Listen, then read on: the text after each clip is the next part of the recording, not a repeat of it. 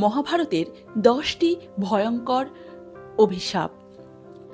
সনাতন ধর্মের পৌরাণিক গ্রন্থগুলিতে অভিশাপ একটি উল্লেখযোগ্য অংশ।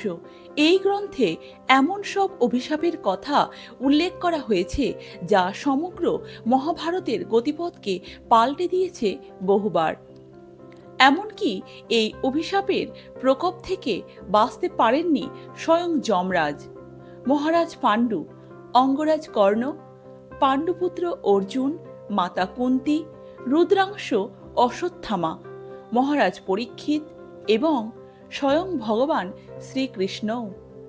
আজ আমরা আপনাদের সামনে মহাভারতের সেই 10টি ভয়ঙ্কর অভিশাপের কথা তুলে ধরতে চলেছি, যেগুলো অভিশপ্তদের জন্য ডেকে এনেছিল করুণ পরিণতি।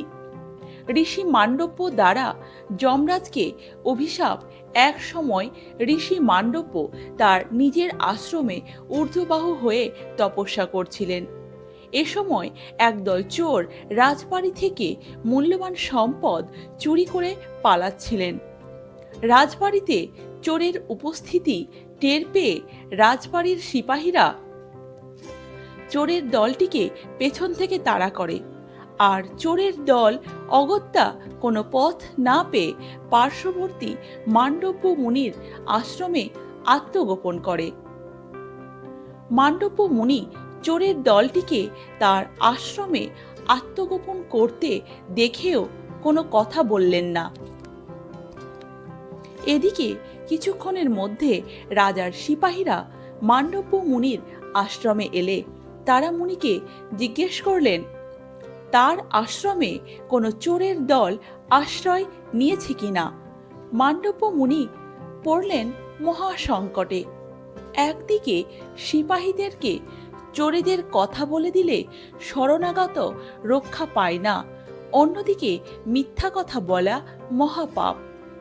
তাই মান্ডব্য মুনি মৌন ব্রত পালন করলেন, যাতে সিপাহীদের প্রশ্নের উত্তরে হ্যাঁ বা না কিছুই বলতে না হয়। আর মুনির কাছ থেকে কোনো উত্তর না পেয়ে রাজার সিপাহীরা আশ্রম তল্লাশি করে খুঁজে বের করলেন চোরের দলকে। এবং মান্ডব্য মুনি নিজেও এই চৌর্যবৃত্তির সাথে জড়িত ভেবে সিপাহীরা তাকেও বন্দি করে নিয়ে চললেন রাজসভায়। যথারীতি রাজার বিচারে শূলে গ্রথিত করে মৃত্যুদণ্ডের আদেশ হয় চোরের দল ও মান্ডব্য ঋষির। তবে শূলে চড়ানোর ফলে চোরের দলের মৃত্যু হলেও মৃত্যু হলো না মান্ডব্য ঋষির। শূলে চড়ানোর পরেও ঋষির মৃত্যু হয়নি দেখে রাজা বুঝতে পারলেন এ কোনো সাধারণ মানুষ নন এবং তিনি এই চৌর্যবৃত্তির সাথে জড়িতও নন। তাই রাজা মান্ডব্য ঋষির কাছে ক্ষমা প্রার্থনা করে তাকে শূল থেকে নামিয়ে মুক্ত করে দিলেন। তবে মুনিকে যে শূল দ্বারা বিদ্ধ করা হয়েছিল সেই শূলের অগ্রভাগ বিধে রইল মুনির শরীরে। তবে শাস্তি থেকে রেহাই পেয়েও সন্তুষ্ট হননি ঋষি মান্ডব্য। বিনা দোষে কেন তাকে এই যন্ত্রণা সহ্য করতে হলো, এই প্রশ্নের উত্তর খুঁজতে তিনি যমালয়ে হাজির হলেন। তিনি যমরাজকে প্রশ্ন করলেন, হে ন্যায় বিচারক, আমি জ্ঞানত কোনো অন্যায় বা পাপ করিনি, তবে কোন অপরাধে আমাকে শূলে চড়িয়ে মৃত্যুদণ্ড দেওয়ার মতো যন্ত্রণাদায়ক শাস্তি দেওয়া হলো? উত্তরে যমরাজ বললেন, হে মুনিবর, আপনি বাল্যকালে একটি তীক্ষ্ণ ঘাসের ডগা দ্বারা একটি পতঙ্গকে বিদ্ধ করেছিলেন। সেই অপরাধে আপনার জন্য এই শাস্তি নির্ধারিত হয়েছে। যমরাজের উত্তর শুনে আরও ক্রুদ্ধ হলেন ঋষি মান্ডব্য। তিনি যমরাজকে বললেন, শাস্ত্রে কথিত আছে 12 বৎসর বয়স পর্যন্ত বালক অবোধ থাকে। সেই অবস্থায় সে যদি ভয়ানক পাপও করে তাকে তাও ক্ষমার যোগ্য। আর বাল্য বয়সের একটি অপরাধের দায়ে আপনি আমার জন্য লঘু পাপে গুরুদণ্ড নির্ধারণ করেছেন। অথচ শাস্ত্রমতে ব্রাহ্মণ হত্যা অন্য সকল প্রাণী হত্যার অপেক্ষা গুরুতর পাপ।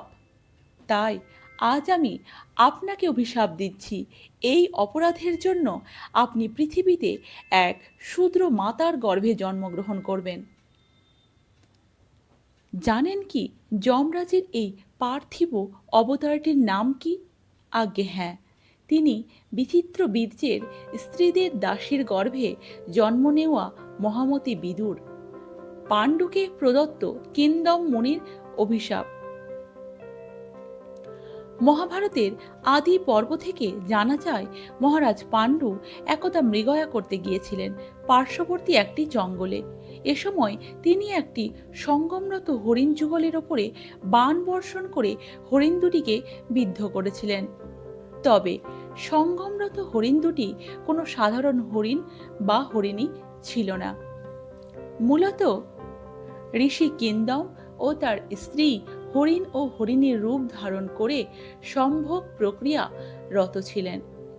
আর তাই মহারাজ পাণ্ডু ঘুণাক্ষরেও বুঝতে পারেননি তার নিক্ষেপিত বাণ হরিণ ও হরিণরূপী দুজন মানুষকে বিদ্ধ করবে। বাণ বিদ্ধ হওয়ার পরে হরিণটি ফিরে এলো তার স্বরূপে, তথা ঋষি কিন্দমের রূপে। তিনি মহারাজ পাণ্ডুকে তার এই নৃশংস কৃতকর্মের জন্য ধিক্কার জানালেন এবং তিরস্কার করলেন। সেই সাথে তিনি তাকে অভিশাপ দিলেন, হে মহারাজ পাণ্ডু, সামান্য চিত্ত বিনোদনের জন্য তুমি মৃগয়া নামক যে নিষ্ঠুর খেলায় মেতে উঠেছ তা ক্ষমার অযোগ্য। কারণ মৃগয়া করতে এসে পশুর শিকার করতে গিয়ে তুমি এক ব্রাহ্মণকে হত্যা করলে। তবে তুমি যেহেতু মৃগ ভেবে আমার উপর তীর নিক্ষেপ করেছ, এজন্য তোমার ব্রহ্ম হত্যার পাপ হবে না। কিন্তু মনে রেখো, সঙ্গমকালে আমাকে বধ করাতে তোমার যে পাপ হয়েছে তার ফল অবশ্যই তোমাকে ভোগ করতে হবে। আমি তোমাকে অভিশাপ দিচ্ছি, যে মুহূর্তে তুমি স্ত্রী সম্ভোগে রত হবে ঠিক সেই মুহূর্তেই তোমার মৃত্যু হবে, এবং তুমি যে পত্নীর সাথে সংসর্গ করে কাল গ্রাসে পতিত হবে সেই স্ত্রী ভক্তিভাবে তোমার সহগামিনী হবেন। তুমি যেমন সুখের সময়ে আমাকে দুঃখ দিলে সেই রূপ তোমাকেও দুঃখ পেতে হবে। পাণ্ডুকে দেওয়া কিন্দম মুনির অভিশাপের পর থেকে মহারাজ পাণ্ডুর দুই স্ত্রী কুন্তী এবং মাদ্রী স্বামী সংসর্গ থেকে বঞ্চিত হন। এবং যেহেতু পাণ্ডুর পক্ষে জৈবিকভাবে সন্তান উৎপাদন করা সম্ভব ছিল না, তাই দুর্বাসার দেওয়া মন্ত্র দ্বারা ধর্মরাজ পবনদেব ও ইন্দ্রদেবের আশীর্বাদে কুন্তী জন্ম দিয়েছিলেন যুধিষ্ঠির, ভীম ও অর্জুনকে। অন্যদিকে সেই একই মন্ত্র ব্যবহার করে এবং অশ্বিনী কুমার দ্বয়ের ঔরসে মাতৃ জন্ম দিয়েছিলেন নকুল ও সহদেবকে। তবে এভাবেও শেষ রক্ষা হয়নি মহারাজ পাণ্ডুর। বসন্ত বিরাজিত এক পরিবেশে একদা পাণ্ডু তার দ্বিতীয় স্ত্রী মাদ্রীকে দেখে নিজেকে সামলাতে পারেননি। এরপর মাদ্রীর নিষেধ অগ্রাহ্য করে এবং অভিশাপের কথা ভুলে গিয়ে তিনি তার সাথে সঙ্গমে লিপ্ত হয়েছিলেন। সে কারণে তৎক্ষণাৎ মৃত্যুমুখে ঢলে পড়েন মহারাজ পাণ্ডু। তার স্ত্রী মাদ্রীও এই মর্মান্তিক ঘটনার পিছনে নিজেকে দায়ী করেন। অতঃপর কিন্দম মুনির সেই অভিশাপ অনুসারে নকুল ও সহদেবকে কুন্তীর হাতে সমর্পণ করে স্বামীর সাথে সহমরণে গিয়েছিলেন। কর্ণকে পরশুরামের অভিশাপ। মহাভারতের অন্যতম গুরুত্বপূর্ণ এক ভয়ঙ্করতম অভিশাপ ছিল কর্ণকে দেওয়া পরশুরামের অভিশাপ। পরশুরাম ব্রাহ্মণ কুলে জন্ম নেওয়া সত্ত্বেও আচার আচরণে এবং কর্মে তিনি ছিলেন একজন ক্ষত্রিয়। কুরু পাণ্ডবদের পিতামহ ভীষ্মকেও তিনি অস্ত্রশিক্ষা দান করেছিলেন। একসময় কাশীরাজের কন্যা অম্বাকে কেন্দ্র করে ভীষ্মের সাথে যুদ্ধে লিপ্ত হয়েছিলেন তিনি। তবে 23 দিন ধরে লাগাতার যুদ্ধের পরেও নিজের শিষ্য ভীষ্মকে তিনি পরাজিত করতে পারেননি। আর এই ঘটনার পর থেকেই তিনি সিদ্ধান্ত নিয়েছিলেন যে তিনি আর কখনোই কোনো ক্ষত্রিয়কে অস্ত্র শিক্ষা দেবেন না। অন্যদিকে সূর্যপুত্র কর্ণ ক্ষত্রিয়ের সন্তান হয়েও লালিত পালিত হয়েছিলেন শূদ্রের ঘরে। তিনি চেয়েছিলেন পরশুরামের কাছ থেকে অস্ত্র শিক্ষা গ্রহণ করতে। তবে সে যুগে শূদ্রদের অস্ত্রবিদ্যা লাভের সুযোগ ছিল না। আবার কোনো ক্ষত্রিয়কে পরশুরাম অস্ত্র শিক্ষা দেবেন না। অগত্যা নিজেকে ব্রাহ্মণের পরিচয় দিয়ে পরশুরামের শিষ্যত্ব লাভ করেন তিনি। অস্ত্রবিদ্যা লাভ করার সময় একদিন কর্ণের কোলে মাথা রেখে ঘুমিয়ে পড়েছিলেন পরশুরাম। ওই সময় একটি জংলি পতঙ্গ এসে কর্ণকে তীব্রভাবে দংশন করে, কিন্তু পরশুরামের ঘুম ভেঙে যাওয়ার ভয়ে কর্ণ নীরবে সেই ব্যথা যন্ত্রণা সহ্য করতে লাগলেন। কিছুক্ষণ পরে ঘুম ভাঙল পরশুরামের। তিনি লক্ষ্য করলেন একটি বিষাক্ত পতঙ্গ কর্ণের শরীরকে ছেদন করতে করতে ভেতরের দিকে ঢুকে যাচ্ছে। তিনি তৎক্ষণাৎ কর্ণকে বলে উঠলেন, তুমি ব্রাহ্মণ হতে পারো না। শাস্ত্র এবং বিদ্যা শিক্ষায় নিয়োজিত কোনো ব্রাহ্মণ কোনোভাবেই এই তীব্র দংশন মুখ বুজে সহ্য করতে পারে না। তুমি নিশ্চয়ই কোনো ক্ষত্রিয় হবে এবং আমার সাথে এরূপ ছলনা করার জন্য আমি তোমাকে অভিশাপ দেব। পরশুরামের এই অগ্নিমূর্তি দেখে কর্ণ পরশুরামের চরণতলে লুটিয়ে পড়ে ক্ষমা ভিক্ষা চাইতে লাগলেন। তিনি বললেন, গুরুদেব, আমি ব্রাহ্মণ নই সত্য, তবে আমি ক্ষত্রিয়ও নই।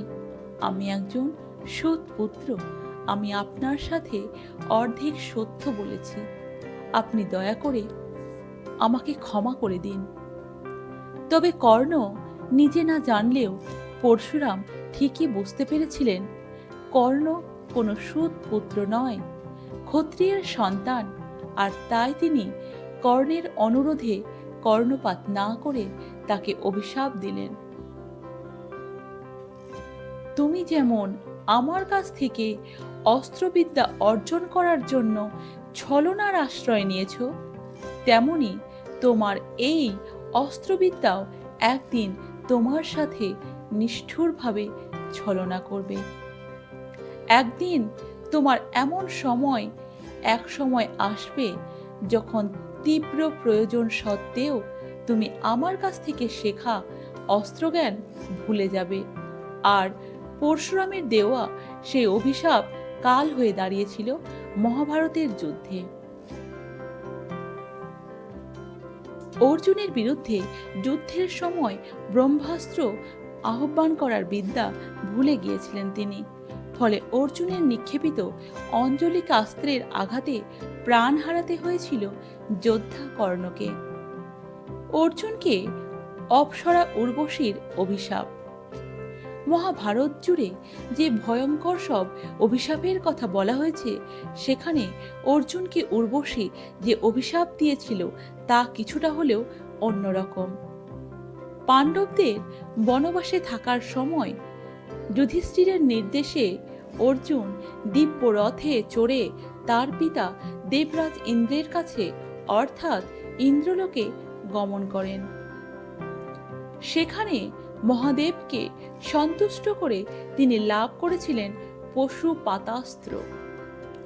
আবার দেবরাজ ইন্দ্রের চিরশত্রু কালকেয় ও নিপাত কবচকে নিধন করে সমস্ত দেবতাগণকে সন্তুষ্ট করেছিলেন অর্জুন। এর ফলে স্বর্গের দেবতাগণ অর্জুনকে উপহার হিসেবে দান করেছিলেন বিবিধ প্রকার অস্ত্রশস্ত্র এবং দিব্যাস্ত্রের জ্ঞান। এমনকি মহারাজ ইন্দ্রের নির্দেশে ইন্দ্রসখা চিত্রসেন অর্জুনকে নৃত্য ও গীতে পারদর্শী করে তুলেছিলেন। চিত্রসেনের কাছ থেকে শিক্ষা গ্রহণ শেষে অর্জুনকে নৃত্যে পারদর্শী করার জন্য আগমন ঘটে শ্রেষ্ঠতমা অপ্সরা উর্বশীর। তার অপূর্ব নৃত্যে অর্জুনের আখিপল্লব যখন স্থির এবং অপলক তার দৃষ্টিপাত, এ সময় চিত্রসেন অর্জুনের এমন অবস্থা দেখে ভাবলেন অর্জুন বোধ হয় উর্বশীর প্রতি কামাসক্ত হয়ে পড়েছে। বস্তুত কুরু পাণ্ডবদের পূর্বপুরুষ পুরুরবার স্ত্রী ছিলেন উর্বশী। সে কারণে অর্জুন উর্বশীকে মাতৃরূপে শ্রদ্ধা করতেন এবং সেই শ্রদ্ধাবোধ থেকেই অর্জুন উর্বশীর প্রতি নিক্ষেপ করেছিলেন তার অপলক দৃষ্টিপাত। তবে চিত্রসেন বুঝলেন এর ঠিক উল্টো, আর চিত্রসেনের কাছ থেকে উর্বশীর প্রতি অর্জুনের আসক্তির কথা জানতে পেরে ইন্দ্রদেব উর্বশীকে পাঠালেন অর্জুনের নিকট। ইন্দ্রদেবের আদেশ পেয়ে অর্জুনের নিকট যাওয়ার পূর্বে উর্বশী এমনভাবে শৃঙ্গার এবং পূর্ব রোগে নিজেকে প্রস্তুত করলেন যেন অর্জুন তাকে দেখা মাত্রই তার সাথে কামোদ্দীপক হয়ে ওঠেন।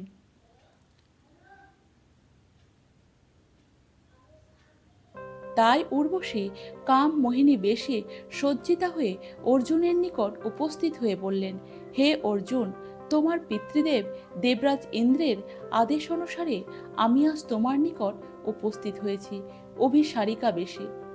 অপ্সরা উর্বশীর মুখে এই কথা শোনার পর স্তব্ধ হয়ে গেলেন অর্জুন। তিনি লজ্জায় সংকোচে কুণ্ঠিত কণ্ঠে বললেন, আপনি যে কথা ব্যক্ত করলেন সে কথা শ্রবণ করাও মহাপাপ। উত্তরে উর্বশী বললেন, হে কন্তেয়, আমি এখন তোমার অভিসারিকা। তোমার মতো সুপুরুষের সাথে আমি প্রেম সাগরে অবগাহন করতে চাই।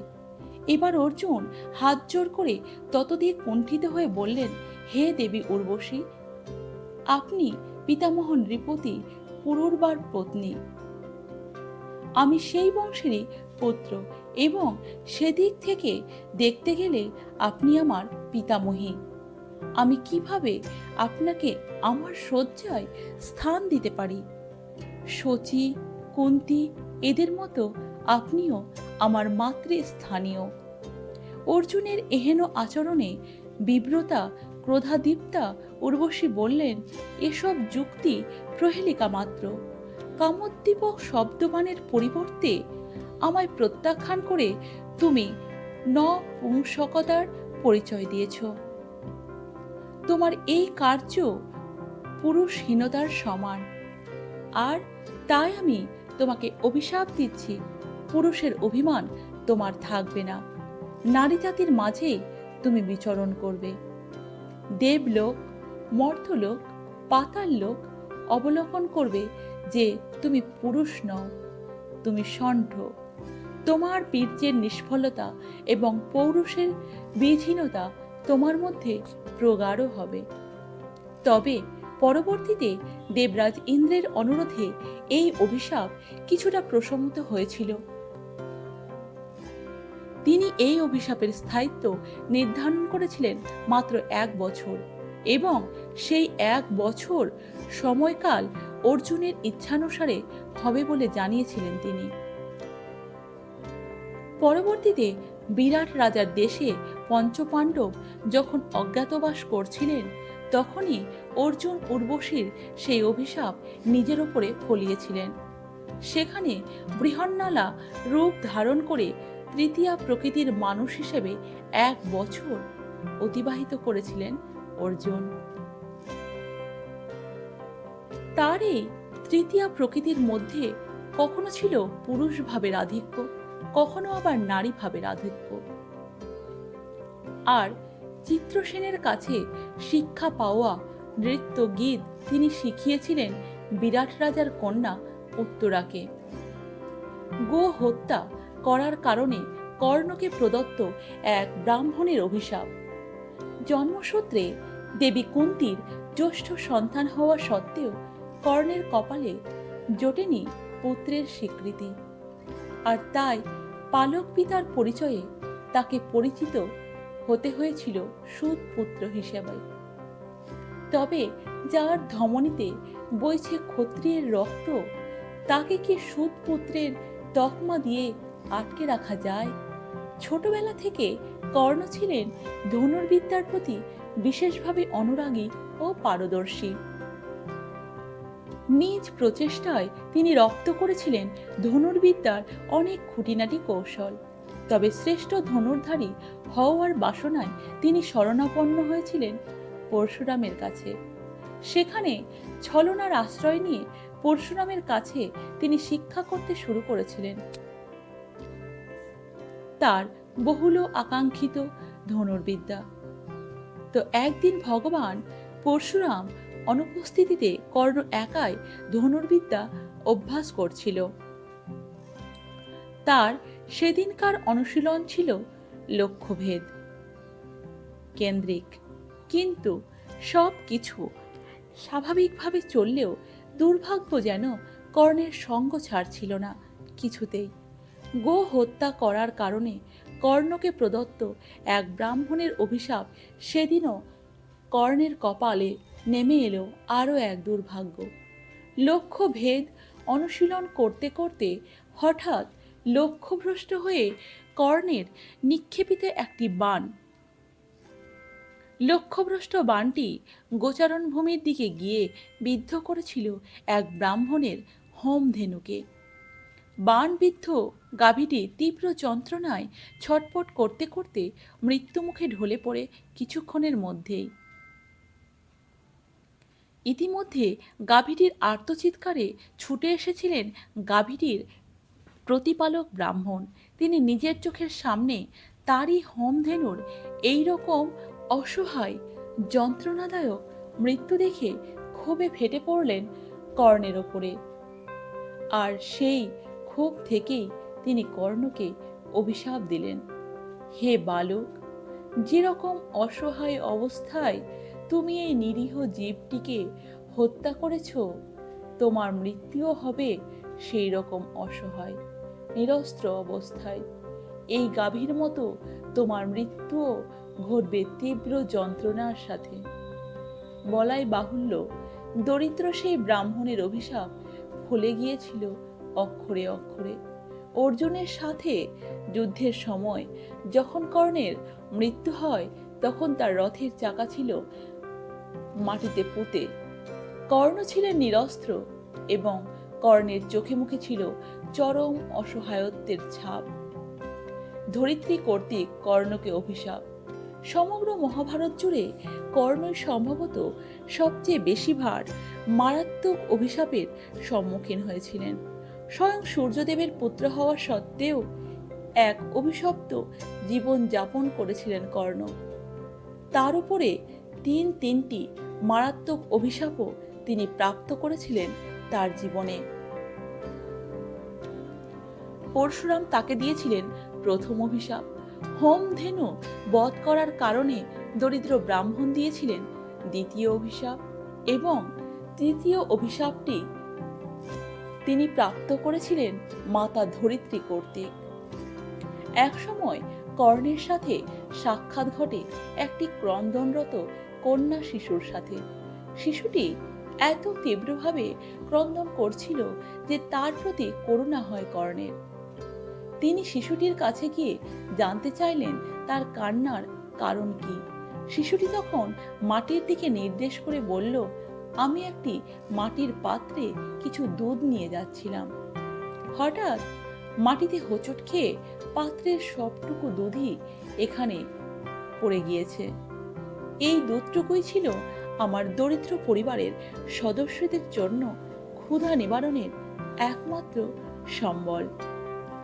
এখন আমি আমার গৃহে দুধ না নিয়ে গেলে আমাদের সবাইকে অনাহারে থাকতে হবে। সামান্য একটু দুধের জন্য শিশুটির কান্না দেখে কর্ণ তাকে অন্যত্র থেকে কিছু দুধের ব্যবস্থা করে দিতে চাইলেন, কিন্তু শিশুটি তাতেও রাজি নয়, কারণ সে বিনামূল্যে অন্যের কোনো বস্তু গ্রহণ করতে চায় না। সুতরাং শিশুটিকে সাহায্য করতে হলে মাটিতে ফেলে দেওয়া দুধই আবার তাকে ফিরিয়ে দিতে হবে। তাই অনেক ভেবে কর্ণ সেই স্থানে একটি শক্তিশালী বাণ নিক্ষেপ করে মাটি নিংড়ে শিশুটির পাত্রে আবার দুধে পরিপূর্ণ করে। শিশুটিও খুশি মনে আপন গৃহে ফিরে গেল। তবে নিষ্ঠুরভাবে বাণ নিক্ষেপ করে মাটি নিংড়ে দুধ বের করার সময় অত্যন্ত ব্যথিতা হন মাতা ধরিত্রী এবং যন্ত্রণায় কাতর হয়ে তিনি কর্ণকে অভিশাপ দিয়েছিলেন, হে কর্ণ, সামান্য একটু গো দুগ্ধের জন্য তুমি আমাকে নিষ্ঠুরভাবে কষ্ট দিয়েছ, তাই আমি তোমাকে অভিশাপ দিচ্ছি। তোমার জীবনেও এমন একদিন আসবে যেদিন তীর নিক্ষেপের কারণে সৃষ্ট ধরিত্রীর বুকের গর্তেই তোমার মৃত্যু হবে। এবং পরের ঘটনা আপনাদের সবার জানা। অর্জুনের সাথে যুদ্ধের সময় কর্ণের চাকা মাটিতে বসে গিয়েছিল, আর সেই সুযোগে নিরস্ত্র কর্ণকে অঞ্জলিকাস্ত্র প্রয়োগ করে বধ করেছিলেন তারই সহোদর অর্জুন। কুন্তিকে যুধিষ্ঠিরের অভিশাপ। মহাভারতের যুদ্ধের পর মাতা কুন্তি সহ সমগ্র নারী জাতিকে অভিশাপ দিয়েছিলেন ধর্মরাজ যুধিষ্ঠির। কেন যুধিষ্ঠিরের মতো পরম মাতৃভক্ত পুত্র নিজের মাতাকে এমন অভিশাপ দিতে বাধ্য হয়েছিলেন? হ্যাঁ, যুধিষ্ঠিরের মাতা কুন্তিকে দেওয়া এই অভিশাপের পেছনে লুকিয়ে আছে কর্ণের জীবনের প্রসঙ্গ। ঋষি দুর্বাসা প্রদত্ত মন্ত্র বলে কুমারী অবস্থাতেই সূর্যদেবকে আহ্বান করেছিলেন রাজকুমারী কুন্তি, আর সূর্যদেবের আশীর্বাদ হিসেবে তিনি লাভ করেছিলেন সূর্য কবচ সম্মিলিত এক তেজস্বী পুত্র। তবে লোকলজ্জার ভয়ে কুমারী কুন্তি সেই পুত্রকে ত্যাগ করেছিলেন। পরবর্তীতে কর্ণ তার পালক পিতামাতার গৃহে লালিত পালিত হলেও মাতা কুন্তি ঠিকই কর্ণকে চিনতে পেরেছিলেন নিজের পুত্র হিসেবে। তবে তখনও তিনি তার পঞ্চপুত্রের কাছে কর্ণের কথা জানাতে পারেননি। তবে অর্জুনের পরম শত্রু কর্ণের মৃত্যুর পর যখন কুন্তি আনন্দিত হওয়ার পরিবর্তে করুণভাবে কান্না করতে শুরু করল, তখনই প্রকাশ পেল আসল সত্য। আর তাই যুধিষ্ঠির যখন জানতে পারলেন মহাবীর কর্ণ তাদের জ্যেষ্ঠ ভ্রাতা, তখন তীব্র পরিতাপে পর্যবসিত হলেন। তিনি উপলব্ধি করলেন মাতা কুন্তি যদি এই সত্য আগে প্রকাশ করতেন তাহলে কর্ণের সাথে যুদ্ধ করার কোনো প্রশ্নই উঠত না। তারা মহানন্দে কর্ণকে জ্যেষ্ঠ ভ্রাতার আসরে বসিয়ে রাজপদে অভিষিক্ত করতে পারতেন। তাছাড়া কর্ণ ও অর্জুনের মতো দুই মহারথী ধনুর্ধর যদি পাণ্ডব পক্ষে যুদ্ধ করত তাহলে দুর্যোধন কখনোই যুদ্ধ করার সাহস পেত না। ফলে 18 দিনের রক্তাক্ত ধারায় সিক্ত হতো না কুরুক্ষেত্রের ময়দান। আর্যাবর্ত জুড়ে শোনা যেত না কোনো পিতৃহারা সন্তানের কান্না বা স্বামীহারা কোনো গৃহবধূর করুণ রোদন। তাই যুধিষ্ঠির তার মাতা কুন্তি সহ সমগ্র নারী জাতিকে অভিশাপ দিয়েছিলেন যে নারী জাতি কোনো কথা গোপন করে রাখতে পারবেন না, এমনকি অতি সাংঘাতিক গুপ্ত কথাও তারা প্রকাশ করতে বাধ্য হবেন।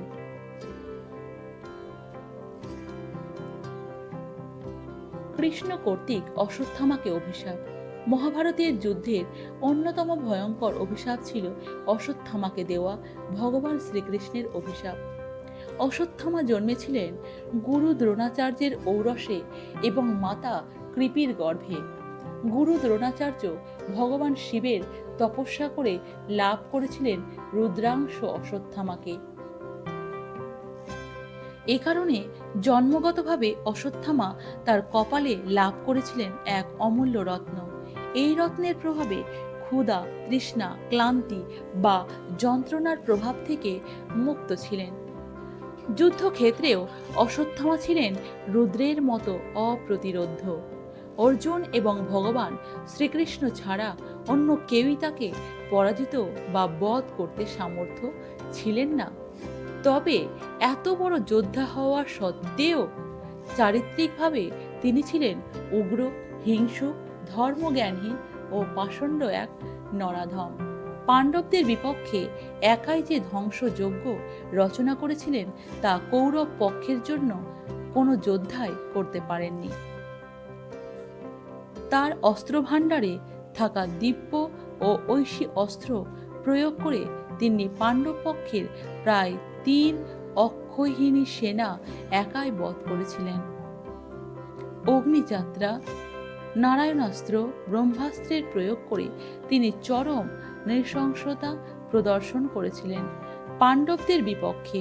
কিন্তু অশ্বত্থামার সমস্ত ধৃষ্টতার সীমা ছাড়িয়ে গিয়েছিল যুদ্ধের শেষ দিনে। এদিকে তিনি মিত্র দুর্যোধনকে মৃত্যুশয্যায় রেখে তিনি পণ করেছিলেন যে পাণ্ডব পক্ষের সমস্ত জীবিত ব্যক্তিকে ও আসন্ন উত্তরসূরিদেরকেও তিনি বিনাশ করবেন, এবং তার এই পরিকল্পনা থেকে তিনি সেদিন রাতে গোপনে প্রবেশ করেছিলেন পাণ্ডব শিবিরে।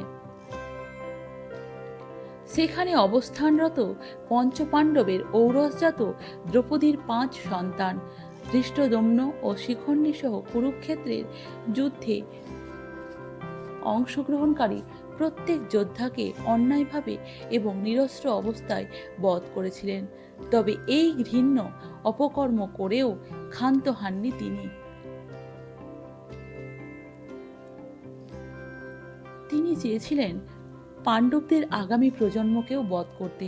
তাই তিনি ব্রহ্মাস্ত্র আহ্বান করে তা নিক্ষেপ করেছিলেন অর্জুনের পুত্রবধূ তথা অভিমন্যু পত্নী উত্তরার গর্ভে। কারণ অশ্বত্থামা জানতেন অভিমন্যু স্ত্রী উত্তরা ছিলেন গর্ভবতী। উত্তরার গর্ভস্থ পুত্র হয়তো ভবিষ্যতের সম্রাট হতে পারে। অশ্বত্থামার এ সকল অপকর্ম এবং নৃশংসতা অবলোকন করে স্তম্ভিত হয়ে যান স্বয়ং ভগবান শ্রীকৃষ্ণ। তবে অশ্বত্থামাকে কোনো শাস্তিমূলক ব্যবস্থা গ্রহণ করার আগে তিনি তার দিব্য শক্তি প্রয়োগ করে উত্তরার গর্ভস্থ সন্তানকে পুনরায় জীবন দান করেন। এরপর এলো অশ্বত্থামাকে শাস্তি দেওয়ার পালা।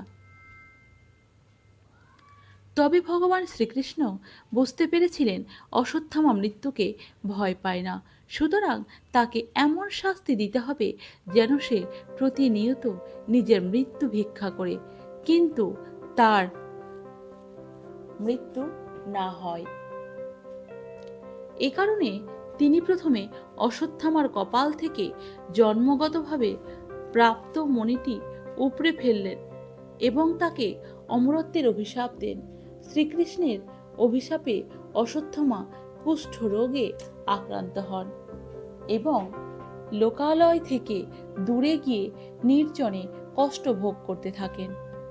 বলা হয় সময়ের অন্ত পর্যন্ত অশ্বত্থামা তার এই তীব্র শারীরিক যন্ত্রণা নিয়ে বেঁচে থাকবেন, কোনো জনমানুষের সংস্পর্শে থাকতে পারবেন না এবং মৃত্যুর জন্য করুণভাবে প্রার্থনা করলেও তার মৃত্যু হবে না। এ কারণে অশ্বত্থামা পৌরাণিক 8 জন চিরঞ্জীবীর মধ্যে অন্যতম এবং ধারণা করা হয় তিনি আজও বেঁচে আছেন। লোকচক্ষুর অন্তরালে শ্রীকৃষ্ণকে গান্ধারীর অভিশাপ সত্যই সমাপ্ত হয়েছে কুরুক্ষেত্রের যুদ্ধ।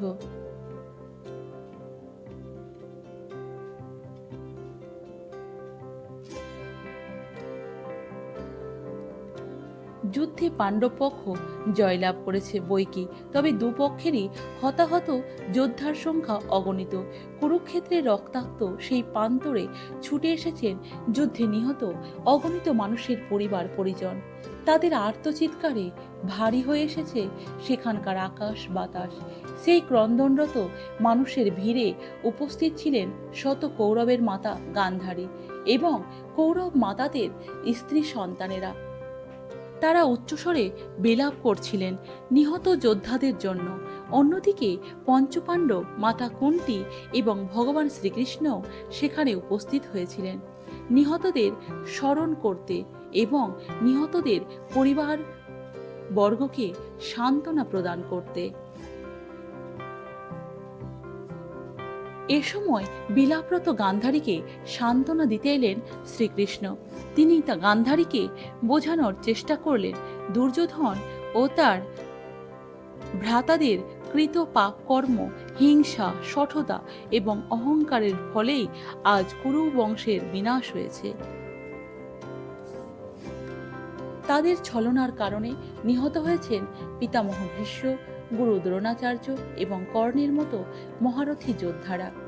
এমনকি দুর্যোধনের দম্ভের কারণে পাণ্ডবদেরকেও হারাতে হয়েছে উপপাণ্ডব, শিখণ্ডী, ধৃষ্টদ্যুম্ন, অভিমন্যু সহ অসংখ্য বীর যোদ্ধাদেরকে। ভ্রাতা দুর্যোধন যদি সংঘাতের পথ বেছে না নিতেন, তাহলে আজ হস্তিনাপুর বিধবাদের নগরীতে পরিণত হতো না। কিন্তু ভগবান শ্রীকৃষ্ণের এই সান্ত্বনা বাণী গান্ধারীর মনকে শান্ত করার পরিবর্তে যেন আরো উত্তেজিত করে তুলল। তিনি কিছুতেই শ্রীকৃষ্ণের এই বক্তব্যকে সত্য হিসেবে মানতে পারলেন না। তিনি বললেন, হে কৃষ্ণ, এই বিরাট যুদ্ধের আয়োজন একমাত্র তোমার জন্যই সম্ভব হয়েছে। তুমি কুরু পাণ্ডবদেরকে যুদ্ধের ময়দানে দাঁড় করিয়েছ একে অপরের বিপক্ষে, এবং তুমি চাইলেই এই মর্মান্তিক রক্তপাত বন্ধ করতে পারতে। এবং আজ আমার এই শত পুত্রের শোকগাথা তুমি রচনা করেছ। ভগবান শ্রীকৃষ্ণ বহুবার কৌরব পক্ষকে নানাভাবে বোঝানোর চেষ্টা করেছেন বৈকি, তবে সে কথা তিনি আর পুনরায় গান্ধারীর সামনে উপস্থাপন করেননি। বরং গান্ধারীর প্রতি অতুল সম্মানের কারণে তিনি মাথা পেতে মেনে নিলেন গান্ধারীর দেওয়া এ সমস্ত অপবাদ। গান্ধারী ও শ্রীকৃষ্ণের এই কথোপকথনের এক পর্যায়ে পুত্র শোকে কাতর গান্ধারী এক ভয়ঙ্কর অভিশাপ দিয়ে বসলেন শ্রীকৃষ্ণকে। তিনি বললেন, হে কৃষ্ণ, তোমার প্রণীত কূটকৌশলে যেমন আমার শতপুত্র তথা কুরুবংশের বিনাশ হয়েছে, তেমনি অল্প কিছুকালের মধ্যে অন্তর্কলহের কারণে তোমার যদুবংশেরও ধ্বংস হবে। শ্রীকৃষ্ণ চাইলেই গান্ধারীর এই অভিশাপ ব্যর্থ করে দিতে পারতেন, কিন্তু তিনি জানতেন যদুকুলের বিনাশ করার জন্য সাধ্য তৎকালীন কারোরই ছিল না, এবং যদুবংশের বিনাশ তিনিও ঠিক এভাবেই রচনা করেছিলেন। ফলে গান্ধারীর অভিশাপ তার কাজ কিছুটা হলেও সহজ করে দিয়েছিল। যাই হোক, কুরুক্ষেত্রের যুদ্ধের পর কেটে গেছে ৩৬ বছর। গান্ধারীর অভিশাপ হাতে নাতে ফলতে শুরু করেছে যদুকুলে। যাদবদের মধ্যে তখন সকলেই সুরাপান, ব্যভিচারিতা, গোষ্ঠীদ্বন্দ্ব ইত্যাদি পাপাচারে লিপ্ত। এর মধ্যে শ্রীকৃষ্ণের পুত্র শাম্ব ঋষিদের অপমান করার ফলে একটি লৌহপিণ্ড প্রসব করেন। ঋষিগণ ভবিষ্যৎবাণী করেছিলেন এই লৌহপিণ্ডই যদুবংশের ধ্বংসের কারণ হবে।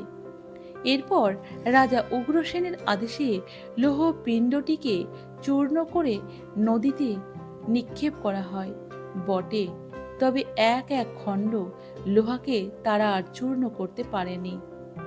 এ সময় শ্রীকৃষ্ণ বুঝতে পারলেন যদুবংশের ধ্বংস আসন্ন। তাই তিনি সমস্ত যাদবদেরকে বিনাশ বাসনায় প্রভাস তীর্থে যাত্রা করতে বললেন। যাদবেরা প্রভাস তীর্থে গিয়ে মাদিরার নেশায় চুর হয়ে একে অপরকে হত্যা করে ইতি টানলেন যদুকুলের। এরপর বলরামের দেহ সর্পের রূপ ধারণ করে তার প্রাণ বেরিয়ে আসছিল। বাকি রইলেন শুধুমাত্র ভগবান শ্রীকৃষ্ণ। তিনিও মর্তলোকে ত্যাগের বাসনায় মহাযোগ অবলম্বন পূর্বক ভূতলে শয়ন করলেন। অন্যদিকে যাদবেরা লৌহপিণ্ডের যে অংশটি চূর্ণ করতে পারেননি, সেই টুকরোটি মাছের পেট থেকে পেয়েছিল জরা নামক একজন ব্যাধ। তিনি সেই লৌহপিণ্ড দিয়ে নির্মাণ করেছিলেন তার শিকার করা তীরের ফলক। আর বনমধ্যে শায়িত ভগবান শ্রীকৃষ্ণের পাদ পদ্মকে হরিণ ভেবে শরাঘাত করেছিলেন জরা। আর এতেই প্রাণ ত্যাগ করে পুনরায় বৈকুণ্ঠে ফিরে যান ভগবান শ্রী বিষ্ণুর পূর্ণাবতার ভগবান শ্রীকৃষ্ণ। শৃঙ্গী ঋষি কর্তৃক পরীক্ষিত মহারাজকে অভিশাপ।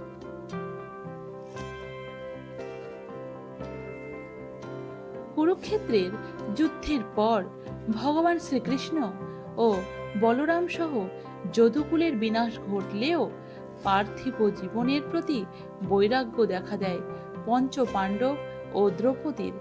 তারা অভিমন্যুর পুত্র পরীক্ষিতকে রাজপদে অভিষিক্ত করে স্বর্গারোহণের উদ্দেশ্যে রাজ্যপাট ত্যাগ করেন।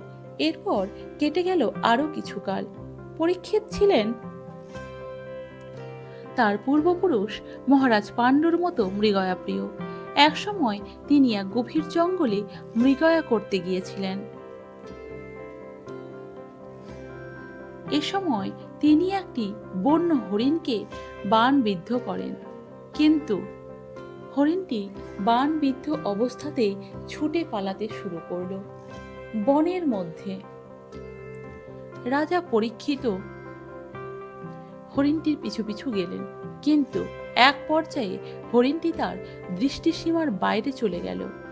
এদিকে পরিশ্রান্ত এবং ক্ষুধায় কাতর রাজা পরীক্ষিত খেয়াল করলেন পাশেই একজন মুনি মৌনভাবে তপস্যায় ব্রত হয়ে আছেন। তাই তিনি মুনিকে বাণবিদ্ধ হরিণটির গতিবিধি সম্পর্কে জিজ্ঞাসা করলেন। তবে মহারাজ পরীক্ষিত জানতেন না যে এই মুনির নাম সম্যক মুনি এবং তিনি মৌন ব্রত পালন করছেন। তো কয়েকবার জিজ্ঞাসা করার পরেও যখন মুনিবর রাজার কথার কোনো উত্তর দিলেন না, তখন রাজা ক্রুদ্ধ হয়ে একটি মৃত সাপ মুনির গলায় ঝুলিয়ে দেন। এরপরেও সম্যক মুনি রাজাকে কোনো কথা বলেননি এবং রাজাও আর কোনো প্রশ্ন না করে সেই স্থান ত্যাগ করেছিলেন। তবে সমস্যা শুরু হলো যখন সম্যক মুনির পুত্র শৃঙ্গী মুনি এই অনাকাঙ্ক্ষিত ঘটনাটি জানতে পারেন। বাস্তবে শৃঙ্গী ঋষি ছিলেন প্রচণ্ড তেজস্বী এবং প্রতিশোধ পরায়ণ।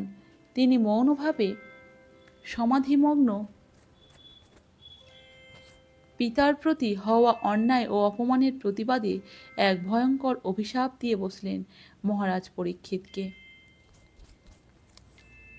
তিনি বললেন, যে ব্যক্তি আমার নিরপরাধ পিতার কাঁধে মৃত সাপ জড়িয়ে রেখেছিল, সেই দুষ্টু ব্যক্তিকে আগামী 7 দিনের মধ্যে তক্ষক নাগ তার বিষাক্ত দংশন করে বধ করবে। কিন্তু সম্যক মুনি যখন মহারাজ পরীক্ষিতকে দেওয়া তার পুত্র শৃঙ্গী মুনির অভিশাপ সম্পর্কে জানতে পারলেন, তখন তিনি মোটেও সন্তুষ্ট হলেন না। কারণ রাজা পরীক্ষিত প্রজাপালক হিসাবে ছিলেন উদার, দয়ালু এবং ধর্মাত্মা। তিনি যদি জানতেন যে শমীক মুনি মৌন সমাধি গ্রহণ করেছেন, তাহলে তিনি তার স্কন্ধে সাপ জড়িয়ে দিতেন না। কিন্তু ব্রাহ্মণের অভিশাপ তো বিফলে যাওয়ার নয়, এমনকি তা ফিরিয়ে নেওয়াও সম্ভব নয়।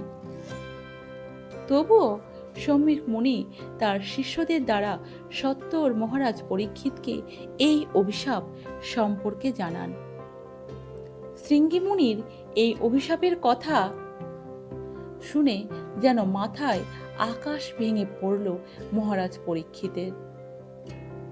হঠাৎ পাওয়া এই দুঃসংবাদ একেবারে কিংকর্তব্যবিমূঢ় হয়ে পড়লেন। তাই তিনি তার মন্ত্রীদের সাথে মন্ত্রণা করে এক সুবিশাল এবং সুরক্ষিত প্রাসাদ নির্মাণ করলেন এবং এই সুরক্ষা বলয় বেষ্টিত প্রাসাদটি নির্মিত হয়েছিল একটি মাত্র স্তম্ভের ওপরে। তক্ষক নাগের বিষাক্ত ছোবল থেকে বাঁচতে রাজা পরীক্ষিত একাই সেই প্রাসাদে বসবাস করতে শুরু করলেন। সেখানে শুধুমাত্র মন্ত্রীগণ ব্যতীত অন্য কারও প্রবেশাধিকার ছিল না। তাছাড়া রাজবাড়িতে প্রসিদ্ধ বিষ চিকিৎসক ও মন্ত্রসিদ্ধ ব্রাহ্মণদেরকেও নিয়োগ করা হলো, যাতে তারা রাজাকে তক্ষক নাগের বিষাক্ত দংশন থেকে বাঁচাতে পারেন। এভাবে নিরাপদে কেটে গেল একে একে 6 দিন। অন্যদিকে তক্ষক নাগের পক্ষেও রাজার এই সুরক্ষা বলয় ভেদ করে তাকে দংশন করা মোটেও সহজ কাজ ছিল না।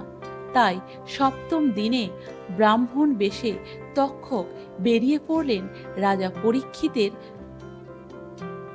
প্রাসাদের উদ্দেশ্যে। পথে তিনি দেখতে পেলেন কাশ্যপ নামে এক প্রসিদ্ধ বিষ চিকিৎসক মহারাজ পরীক্ষিতের রাজপ্রাসাদের দিকে যাচ্ছে। তার উদ্দেশ্য নাগ দংশন থেকে মহারাজকে বাঁচিয়ে কিছু অর্থের সংস্থান করা। তবে কাশ্যপ এতটাই দক্ষ বিষ চিকিৎসক ছিলেন যে তার উপস্থিতিতে রাজাকে বধ করা যে কোনো নাগের পক্ষেই অসম্ভব। তাই অগত্যা ব্রাহ্মণরূপী তক্ষক তাকে বিপুল পরিমাণ অর্থ প্রদান করে তাকে তার নিজ গৃহে ফেরত পাঠান।